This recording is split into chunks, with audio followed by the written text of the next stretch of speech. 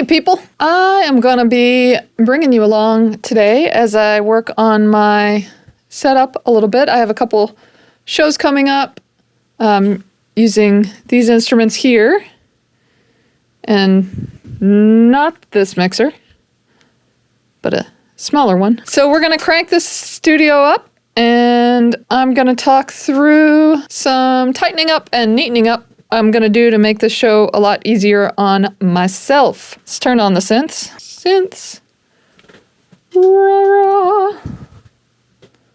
All right.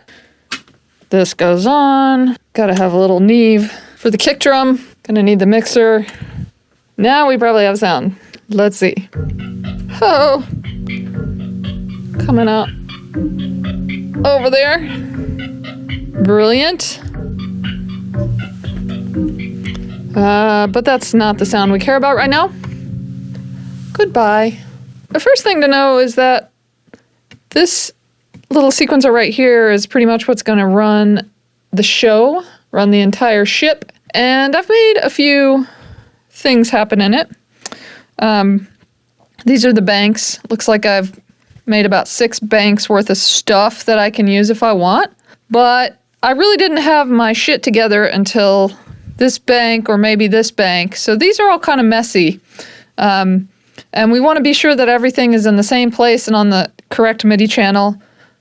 So that's the first thing I'm going to do right now is I'm going to go through banks 1 through all of them actually, and I'm going to neaten those up because otherwise I'll do a lot of guessing as to what sound is going to come out. So let's not have that. Let's not have guessing. So let's go to bank 1. This sequencer actually appears to have a little bug in it. If I should be able to select bank 1 right now, but I can't. I'm still on bank 6. I sent this bug to Torso and they didn't reply. Turns out if you double tap the bank, you do get to bank 1. So great. Isn't that nice? I have no idea. We're going to hit play and it's not going to be right. I mean, these are just not the sounds that are supposed to be coming out. Looks like our kick drum and bass sounds are good, so that's nice. But let's look and see what I gotta do, because I have a little notepad here. I doubt you can read this, but it's got the MIDI channel and the instrument for each pad. So the way I'm doing this right now is the first 6 pads are in this guy here, which is a big bad sampler. This is the Isla Instruments S2400 sampler. Sounds amazing.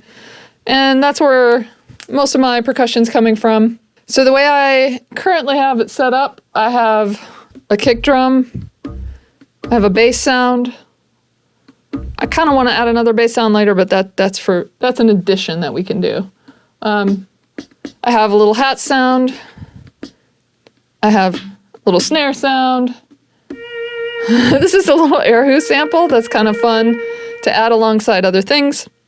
And this is an upright bass sample that I've recently started using. And these 2 guys are empty. This is all in bank A. What I want to do is be sure, as much as I can, that these pads match up with these visually so that I kind of don't have to think about it. So this is the kick. Here, we'll mute everything that's not the kick. So this is the kick on the sequencer. And sure enough, this is the kick on the sampler. So first pad. It's very obvious. And then if I mute this, we'll see pad 2 is already the bass. So those are clearly set correctly. So let's see pad 3. Hats are set correctly. That's good. Pad 4, snare, set correctly and working. Beautiful. And what have we got in 5? That sounds like something I meant to happen. Beautiful. Okay. Because like I said, I have 6 different banks. I really want to use basically the same instrumentation for everything.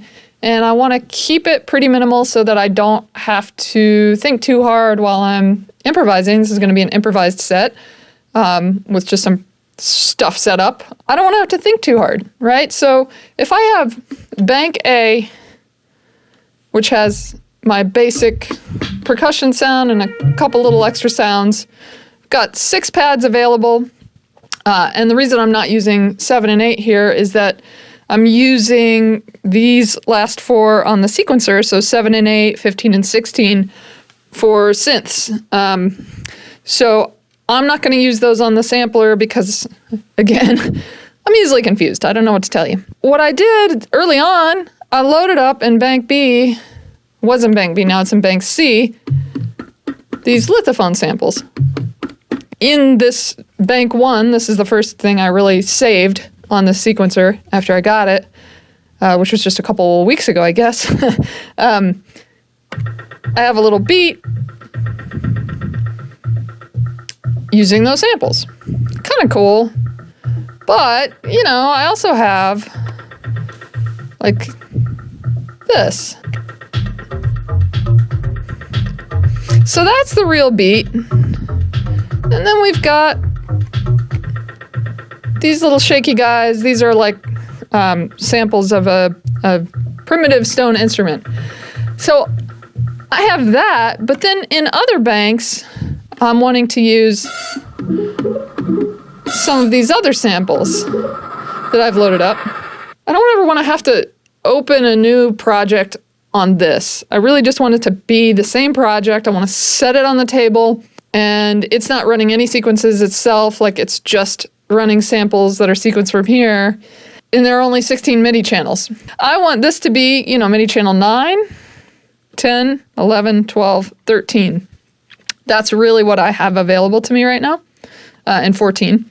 So I have these 6 MIDI channels, but I have these 4 samples on 9, 10, 11, 12, and then I have bank C, these 4 samples on 9, 10, 11, 12. And I could adjust the volumes, right? Like I could make myself a note that on the 3rd track I'm going to play, I got to come over here and be sure these volumes come down. And then if I forget, it's going to sound like shit because I'm going to be accidentally triggering, you know, I'm going to want to hear like this. But then I will actually hear. That's bad. Nobody wants to hear that. Nobody wants that to happen. So I think I have to make a choice. I think that's what we just learned.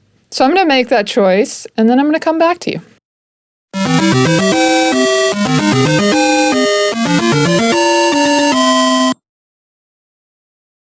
I, again, am back and got everything kind of figured out. So here's what I decided. I decided to sacrifice a couple of the lithophone samples. I never really liked the kick drummy lithophone sample. It was just kind of muddy and didn't really do much. So I decided to, in bank, remember bank A is my main, in the sampler is my main percussion.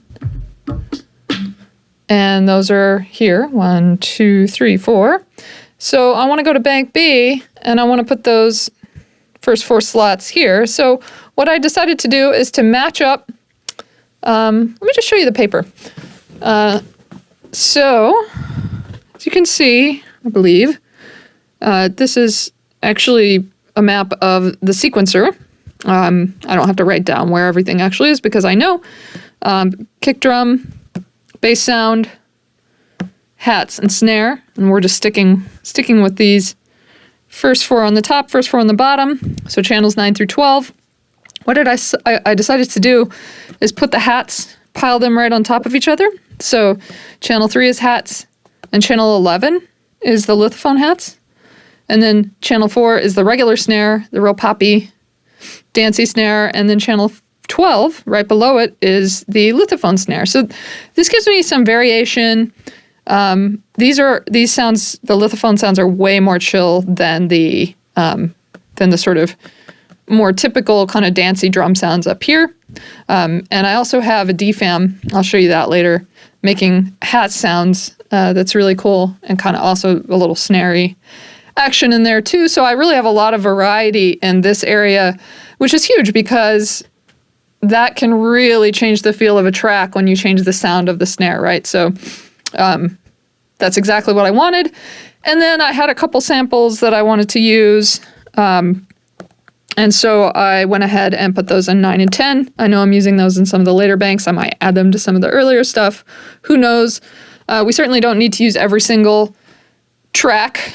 We'll call these all tracks. Basically, I have 16 tracks. We don't need to use every single track for every song that we're playing or for every piece of music. And then everything else stayed the same. So I'll just give you a little overview.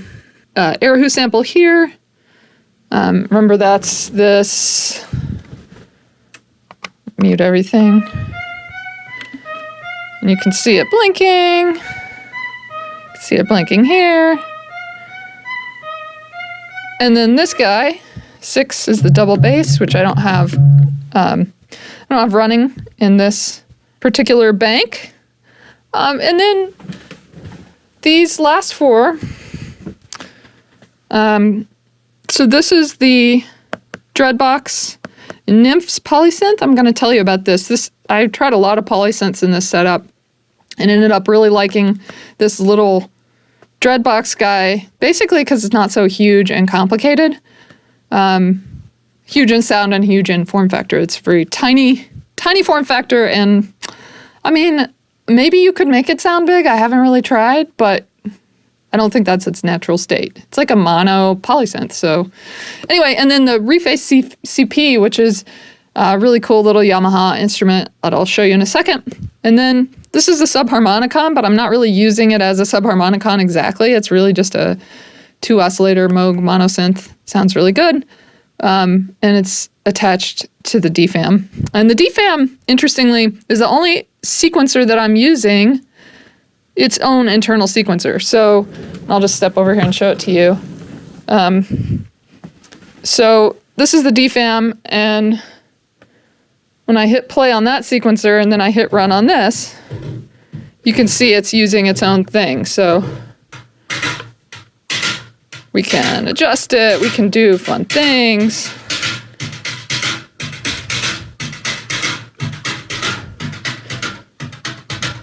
We can really quickly get lost and we can turn it off. Okay, so that is why it doesn't have a slot on the paper, because these are each tracks in the sequencer. So it's using its own sequencer. Isn't that nice? I can't believe it. Don't you ever quit? I've been away a long time. Now we're cooking with gas. We have got everything in Bank A, and you don't know how long this is, but this is like an hour later. Most of the hour was spent just trying to tighten up the music here and kind of get everything adjusted properly. And so now here's what we have. Let's hear, I don't know how well you can hear this. This is my first time making a video like this, so if you can't hear this, maybe I'll do a little jam on it where I'm actually recording. But for now, let's start with the Dreadbox, and here's what this is doing.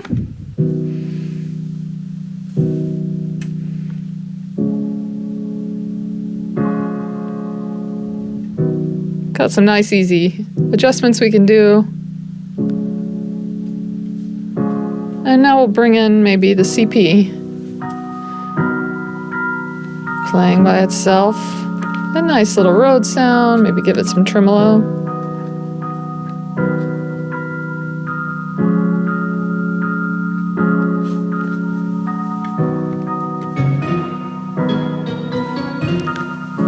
This is the Subharmonicon.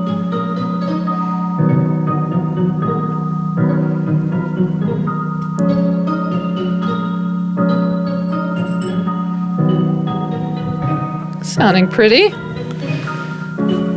And here it is with a reverb.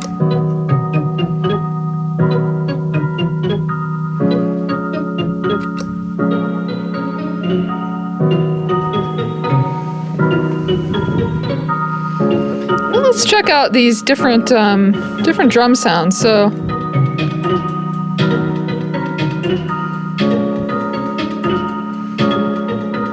as opposed to, remember our lithophone versus our hats and snare in real life?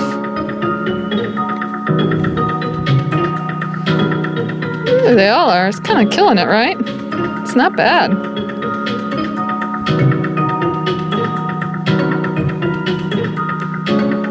Let's have a little different lead.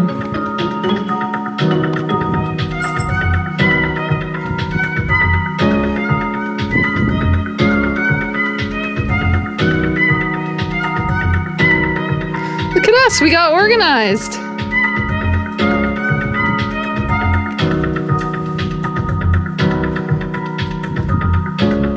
And now it's just a matter of just fucking jamming out. That's it. How cool is that? So now I have to do this to like 4 or 5 more banks. But now this is really ready. Like I can really do this, and I'll probably add, you know, in bank B, I have a couple more slots that I can put samples. So these 2 slots right here, and even I think I'm not using 15.